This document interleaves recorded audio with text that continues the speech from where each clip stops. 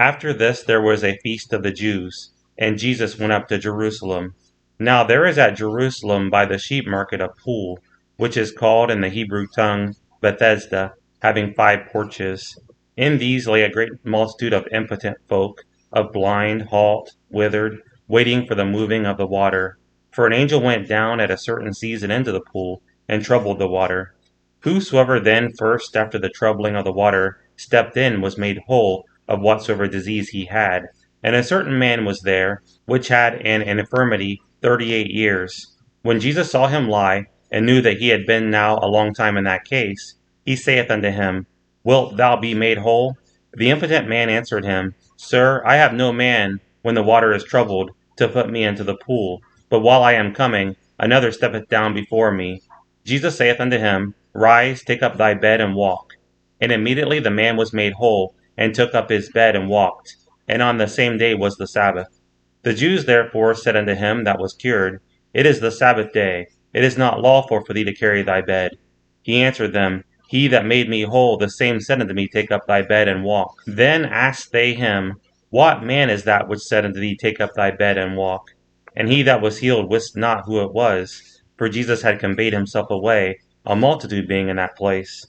Afterward Jesus findeth him in the temple, and said unto him, Behold, thou art made whole. Sin no more, lest a worse thing come unto thee.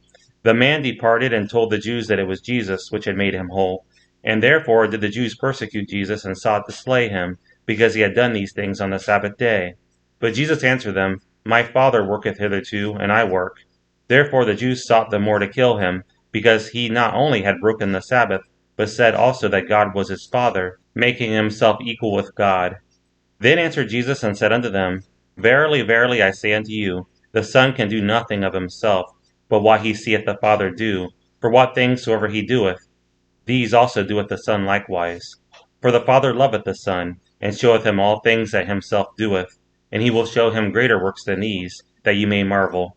For as the Father raises up the dead, and quickens them, even so the Son quickens whom he will. For the Father judges no man, but hath committed all judgment unto the Son, that all men should honor the Son, even as they honor the Father. He that honoureth not the Son honoureth not the Father, which hath sent him. Verily, verily, I say unto you, he that heareth my word, and believeth on him that sent me, hath everlasting life, and shall not come into condemnation, but is passed from death unto life.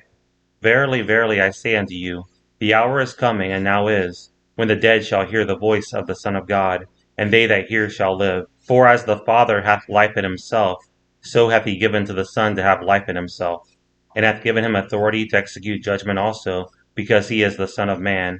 Marvel not at this, for the hour is coming, in the which all that are in the grave shall hear his voice, and shall come forth, they that have done good unto the resurrection of life, and they that have done evil unto the resurrection of damnation. I can of mine own self do nothing.